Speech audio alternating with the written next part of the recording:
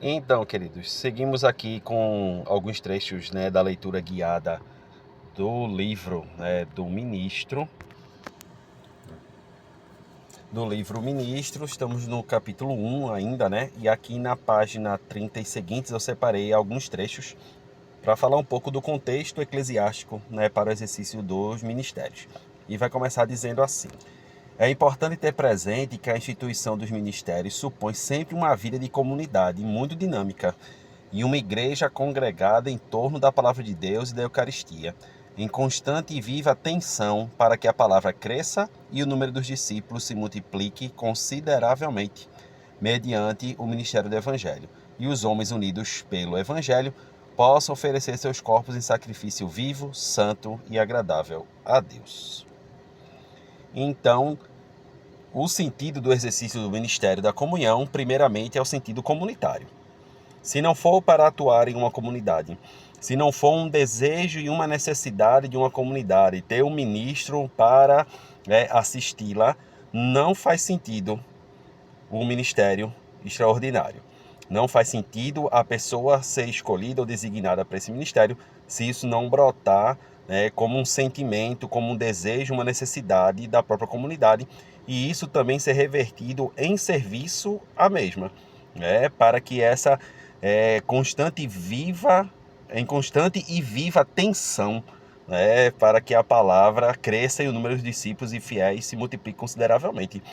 Uma tensão no bom sentido, para que assim não se perca o foco, a gente está tenso, ansioso para realizar logo uma tarefa. Então, esse é o sentimento da comunidade, essa tensão em torno da palavra da Eucaristia, para que a comunidade não perca o foco, não perca o fio. Esse é o sentido do ministério primeiramente. Seguindo a leitura, vai dizer: cada ministério instituído se insere de um modo específico na igreja local, como manifestação autêntica e da múltipla iniciativa do Espírito, que enche e vivifica o corpo de Cristo. Por isso, deve ser apreciado no seu intrínseco valor, e não somente por motivos de substituição, por escassearem-se as vocações, para que os ministérios ordenados ou por razões contingentes da adequação a modas passageiras ou a costumes de tempo. Veja que interessante, o propósito do ministério não é para suprir uma lacuna, não é para preencher a escassez de vocações, não é porque é uma modinha de repente ter muitos ministros, é interessante, ou para uma disputa de uma paróquia com a outra, quem tem mais, quem tem menos, ou uma comunidade, quem tem mais, quem tem menos, quem tem os melhores. Não.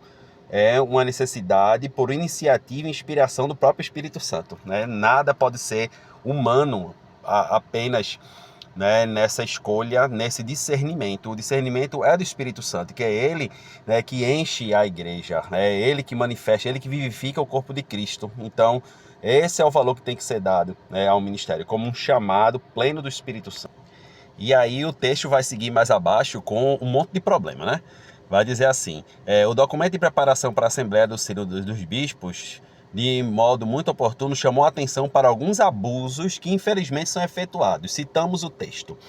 São indicadas certas práticas que tendem a obscurecer nos fiéis a distinção essencial entre o sacerdócio ministerial e aquele comum. Por exemplo, o comportamento de alguns agentes de pastoral que assumem a efetiva direção de algumas paróquias e exercem, de fato, quase uma presidência da Eucaristia, deixando ao sacerdote somente um mínimo para garantir a validade, a homilia na Santa Missa feita por leigos.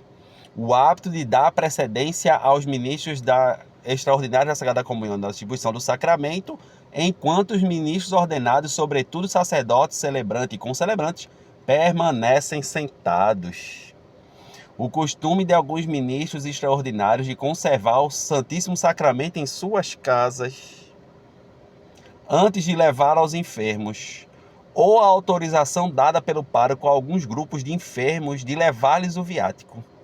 As disposições da instituição da Eclésia de Mistério, juntamente com as normas canônicas sobre este assunto, devem ser consideradas para instruir adequadamente os responsáveis e garantir uma celebração eclesial da Eucaristia. Minha gente, isso é muito sério, viu? Que são os abusos cometidos e, assim, por livre e espontânea permissão dos párocos, tá? assim, o abuso de alguns agentes pastoral, nesse caso, né, o ministério é uma pastoral, né, a pastoral litúrgica, né, então alguns agentes dessa pastoral de assumirem praticamente a presidência da Eucaristia, ou seja, ministros por aí celebrando praticamente tudo no lugar do padre, deixando o padre fazer apenas o mínimo possível para aquela Eucaristia ser válida, ou seja, fazendo homilia, né, conduzindo as outras orações, né? Imagine, dando a comunhão enquanto o padre fica somente sentado olhando, ou como eu já vi por aí, o padre cantando enquanto o ministro distribui. Ai, Jesus. Tem muita coisa, viu? Mas o pior que tudo isso é com a autorização de algumas paróquias, de levar a comunhão para grupos de enfermos que não sejam católicos, por exemplo, ou que não tenham vivência na comunidade, porque aí que efeito faz essa comunhão? Porque aí não é questão de negar o corpo de Cristo ou não, mas vamos pensar junto. Que efeito faz essa comunhão para uma pessoa que não acredita, por exemplo, né?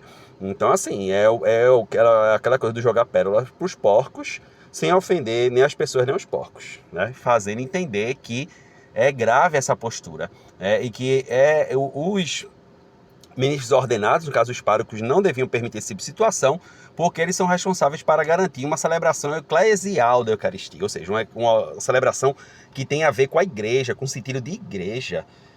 Porque aí senão vira um teatro, vira uma distribuição de pão, distribuição de bolacha. Isso é muito sério, minha gente. Isso é muito sério. Vamos refletir sobre esse ponto, e aí no próximo vídeo, para não ficar grande, a gente comenta o restante desse parágrafo, porque ele é grande e interessante. Mas para ver que, assim, não é fruto da nossa imaginação que é muito fértil. Mas não, é das coisas que acontecem por aí. Imagina a ministra que guarda o Santíssimo Sacramento em casa. Aquele exemplo que eu dei do ministro que leva para a feira na sacola. Ok? É pior ainda guardar em casa. Eu vou visitar os doentes amanhã. Eu passo na igreja, guardo logo na minha casa, deixo lá uma velinha acesa no meu altar particular. Moro na Basílica, filho. Mora na igreja, né? Enfim, então guardar o Santíssimo em casa, meu Deus do céu, né? Guardar na casa do doente para levar o viático, guardar no hospital, já pensou, né? Sem ser na capela própria. Então, abusos acontecem e a gente já sabe que não é com a permissão da igreja, é pela fraqueza de atitude de alguns párocos que permitem. Diante da necessidade, eles ficam vendidos para alguns ministros, que aí se acham donos da situação. Aquela história do ministro emérito, da pároca, da pároca que queria estar lá no conclave e não estava. Então é sobre isso que a igreja alerta e veja que perigo, né? E que não é invenção da nossa cabeça.